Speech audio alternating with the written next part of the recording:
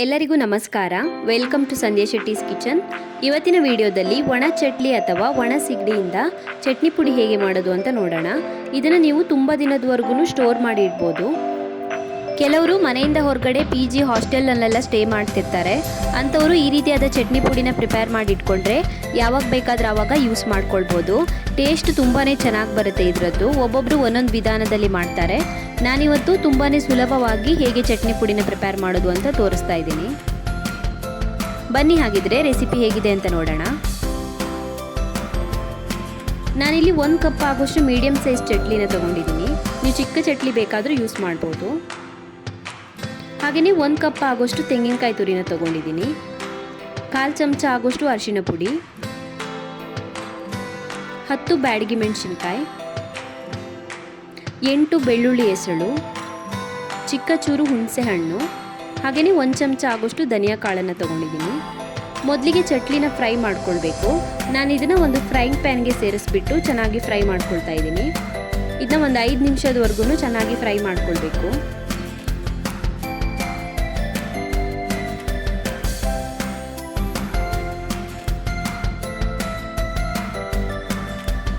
Fry ಆಗಿದೆ ಇದು ಚೆನ್ನಾಗಿ. ರಿಮೂವ್ ಮಾಡಿಬಿಟ್ಟು ಒಂದು ಪ್ಲೇಟಿಗೆ ಹಾಕಿಟ್ಕೊಳ್ಳಿ.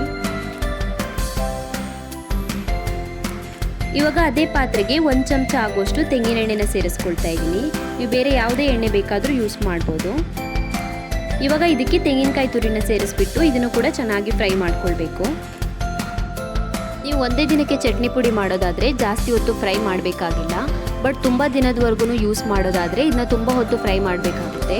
ಇದರಲ್ಲಿರೋ ನೀರಿನಂಶ ಎಲ್ಲ ಪೂರ್ತಿಯಾಗಿ ಡ್ರೈ ಆಗಿ ಲೈಟಾಗಿ ಕಲರ್ ಚೇಂಜ್ ಆಗೋವರೆಗೂ ಫ್ರೈ ಮಾಡ್ಕೊಳ್ಬೇಕು.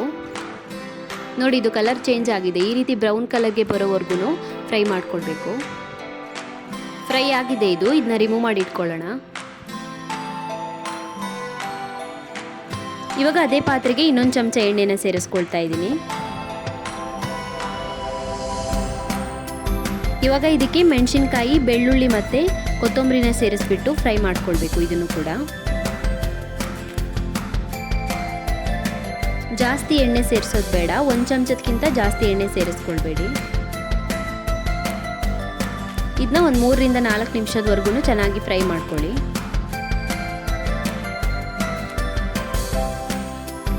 ಫ್ರೈ ಆಗಿದೆ ಇದು ಕೂಡ. ರಿಮೂವ್ ಮಾಡಿ ಇಟ್ಕೊಳ್ಳಿ ಇದನ್ನು. ಇವಾಗ ಫ್ರೈ ಮಾಡಿರುವಂಥ ಮಸಾಲೆನ ಒಂದು ಮಿಕ್ಸಿ ಜಾರಿಗೆ ಸೇರಿಸ್ಕೊಳ್ಳಿ. ಮಿಕ್ಸಿ ಜಾರು ಪೂರ್ತಿಯಾಗಿ ಡ್ರೈ ಆಗಬೇಕು. ಅದರಲ್ಲಿ ನೀರಿನಂಶ ಇರಬಾರ್ದು. ಹಾಗೆಯೇ ಅರಿಶಿನ ಪುಡಿ ಮತ್ತು ಹುಣಸೆ ಹಣ್ಣನ್ನು ಸೇರಿಸ್ಕೊಳ್ಳಿ. ಹಾಗೆಯೇ ಫ್ರೈ ಮಾಡಿರುವಂಥ ತೆಂಗಿನಕಾಯಿನ ಸೇರಿಸ್ಕೊಳ್ಳಿ. ಚಟ್ಲಿನ ಇವಾಗ ಸೇರಿಸ್ಕೊಳ್ಳಲ್ಲ, ಎಂಡಲ್ಲಿ ಸೇರಿಸೋದು.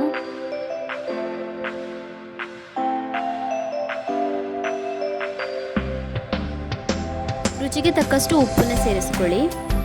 ಚಟ್ಲಿನಲ್ಲೂ ಉಪ್ಪಿರುತ್ತೆ, ಸೊ ನೋಡಿಬಿಟ್ಟು ಸೇರಿಸ್ಕೊಳ್ಳಿ ಉಪ್ಪನ್ನ. ಇವಾಗ ಮುಚ್ಚಳನ ಮುಚ್ಚಿಬಿಟ್ಟು ನುಣ್ಣಗೆ ಪುಡಿ ಮಾಡ್ಕೊಳ್ಬೇಕು ಇದನ್ನು. ಸೊ ನಾನು ಪುಡಿ ಮಾಡಿ ರೆಡಿ ಮಾಡಿ ಇಟ್ಕೊಂಡಿದ್ದೀನಿ. ಇವಾಗ ಚಟ್ಲಿನ ಪುಡಿ ಮಾಡ್ಕೊಳ್ಳಿ. ಕೈಯಲ್ಲೇ ಚಿಕ್ಕ ಚಿಕ್ಕದಾಗಿ ಪುಡಿ ಮಾಡ್ಕೊಳ್ಳಿ. ಇದನ್ನು ನೀವು ಮಿಕ್ಸಿನಲ್ಲಿ ಬೇಕಾದರೂ ಮಾಡ್ಕೊಳ್ಬೋದು. ಮಿಕ್ಸಿನಲ್ಲಿ ಪುಡಿ ಮಾಡೋದಾದರೆ ಜಸ್ಟ್ 1 ಸುತ್ತು ತಿರುಗಿಸಿದ್ರೆ ಸಾಕಾಗುತ್ತೆ. ನಮಗೆ ನುಣ್ಣಗೆ ಪುಡಿ ಆಗೋದು ಬೇಡ, ತರತರಿಯಾಗಿದ್ದರೆ ಚೆನ್ನಾಗಿರುತ್ತೆ ಚಟ್ನಿ ಪುಡಿಗೆ.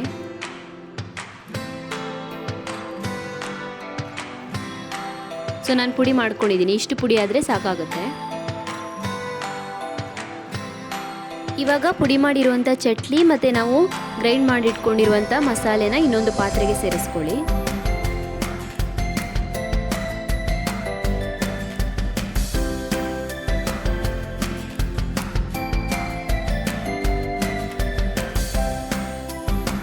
ಚೆನ್ನಾಗಿ ಮಿಕ್ಸ್ ಮಾಡ್ಕೊಳ್ಳಿ ಇವೆರಡನ್ನು.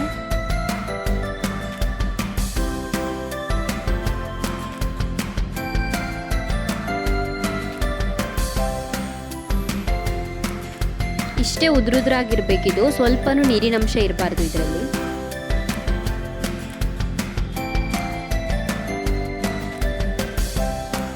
ಒಣ ಚಟ್ಲಿಯಿಂದ ಚಟ್ನಿ ಪುಡಿ ಹೇಗೆ ಮಾಡೋದು ಅಂತ ನೋಡಿದ್ರಲ್ಲ.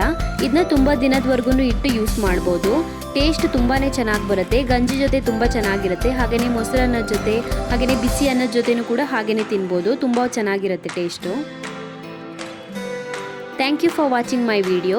ನಿಮಗೆ ನನ್ನ ವಿಡಿಯೋ ಇಷ್ಟವಾಗಿದ್ದರೆ ಲೈಕ್ ಮಾಡಿ, ಶೇರ್ ಮಾಡಿ, ಹಾಗೆಯೇ ನನ್ನ ಚಾನಲನ್ನು ಸಬ್ಸ್ಕ್ರೈಬ್ ಮಾಡೋದನ್ನು ಮರಿಬೇಡಿ.